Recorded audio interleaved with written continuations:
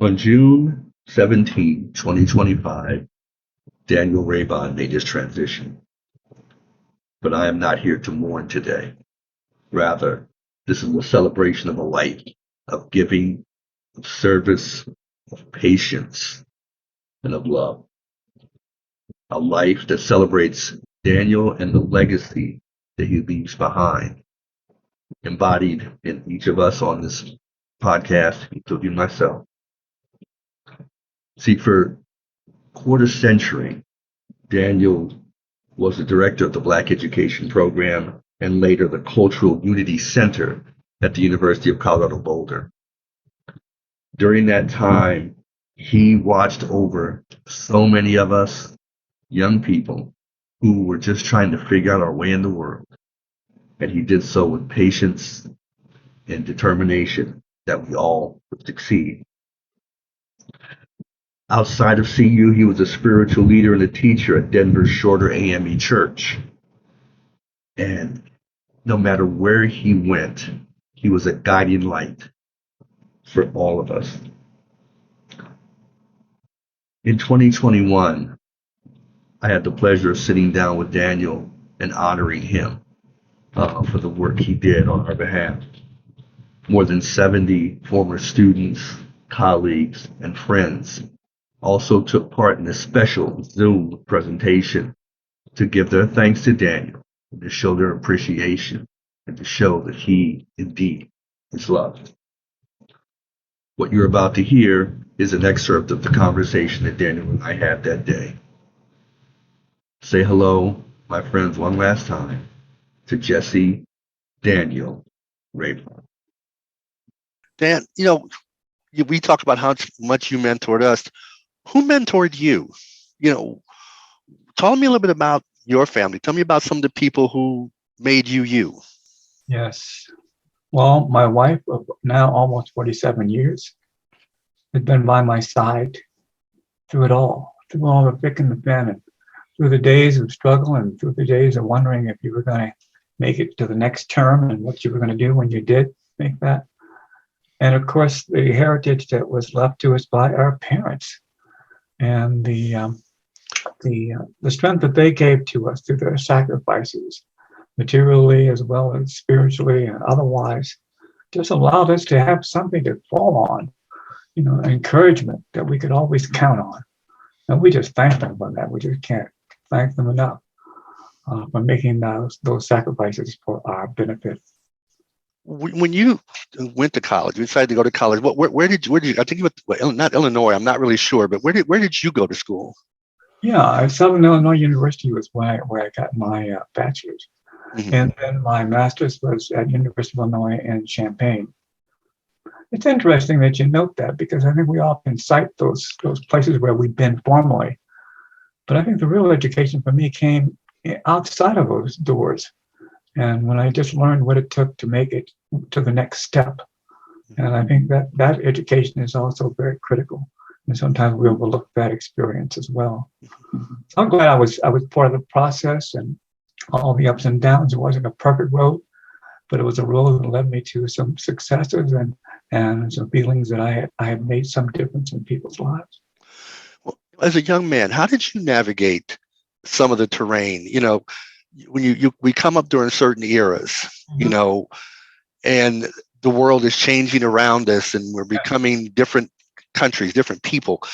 How did you as a young man navigate that? And what insights did you draw from that? Well, that's a big question, which probably takes more time than we have.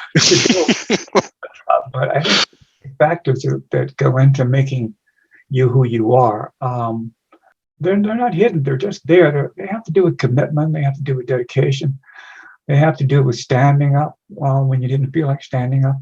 They had to do with putting up with prejudice and bigotry and other examples of discrimination that you knew you didn't deserve, and yet you had to find a way to get through it and around it and make things happen for yourself and for others like yourself. And on a personal level, I think it had to do with also just trying to deal with who you are. And that's always takes some doing. You got to find out who you are first, and then be able to go out and talk about that experience and allow others to do the same. It's that kind of learning process that can make a difference in a person's life. And it's hard to teach that. You just got to be there. You've got to be through the experience and take advantage of that experience and extrapolate. Make it work in other areas, and begins to flourish after that. There are young people today who don't know the name Bill Pitts. They don't know the name Dan Raybon. But those young people were still touched by what the tone that you both set. Talk about your legacy, and you've got a chance now to look back over 40 years, and you see what it looks like in Boulder today. I mean, let's be real. There are about as many of us today as there were 40 years ago, and the campus population is darn near doubled. Indeed. How do you feel seeing that? I think you feel many things. I think you can feel lonely still. I think you can feel overwhelmed still. I think you can also feel accomplishment, as we heard today, of the people who've been able to make it through those obstacles and those barriers, because that's strengthening exercise, and that's what a program like ours was all about. It wasn't to try to compensate for what they weren't getting in class, but it was a support system to help people to make it through that journey, because the rest of your life journey was not going to be easy either. So I don't know, you feel lots of different emotions and lots of feelings, but they're all okay. And you have to give support to that and say, yes, you're going to be okay. You didn't come this far to be left behind. We're going to be there with you, and we're going to do everything that's necessary to make sure you have a chance to make it. What advice would you have for all of us in this room right now? Because we've all got young people in our lives, and some folks who've gone to college, some who are going to be there at some point. I've got 6-year-old grandchildren, and I wonder about where they will be a decade from now, and what kind of choices they will make. For the parents and the grandparents in this room, what advice would you give them about how to navigate this? Exactly, and that's a big question too. And of course, it's going to depend on what you know about those young people and what you envision for them, and how well in tune you are with their own concept of who they are. But you want them to get a strong hold on the things that are important in their lives, their faith, their dreams, their aspirations, their hopes. And you want to see where they are in terms of their own work ethic. And you want to talk to them about the linkages that they have to maintain with their family and other great resources.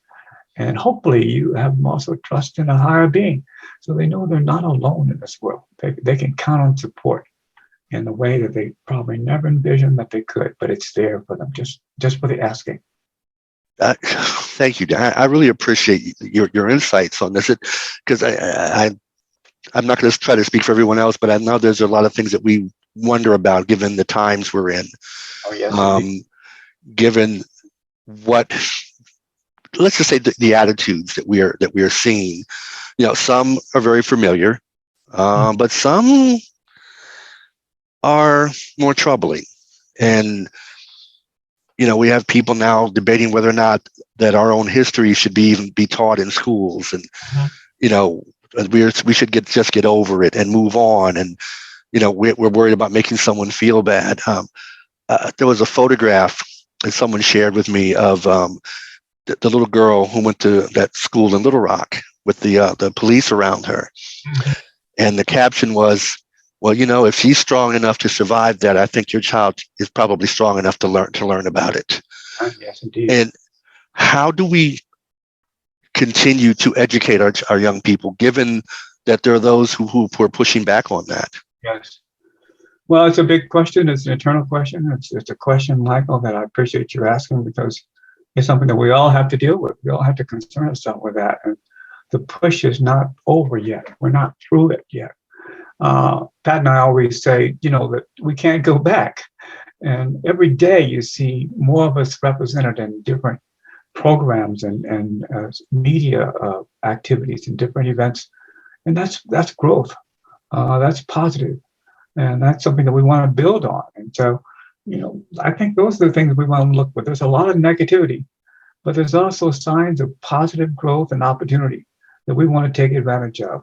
And it was there when I was coming along, and it's definitely there today. And we don't want to give up on that. And we're not going to let go.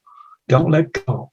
The struggle is still there, and we have to be as strong as we ever were to make it through. And we can do it if we stay together. We have a very rich history on that particular piece of real estate. And I am so proud of all of us and what we were able to accomplish as students, as professionals, as parents, as adults, as leaders. You know, we are that legacy. We are that history. There was a question I was going to ask, and it's usually a question that we use to close out our interviews on the project. You are sitting in a room, and across the table from you in that room is an 18-year-old version of yourself. What are you talking to him about? I think you're going to talk to him about life. You're going to talk to him about the circle of associates that will help him to make it through.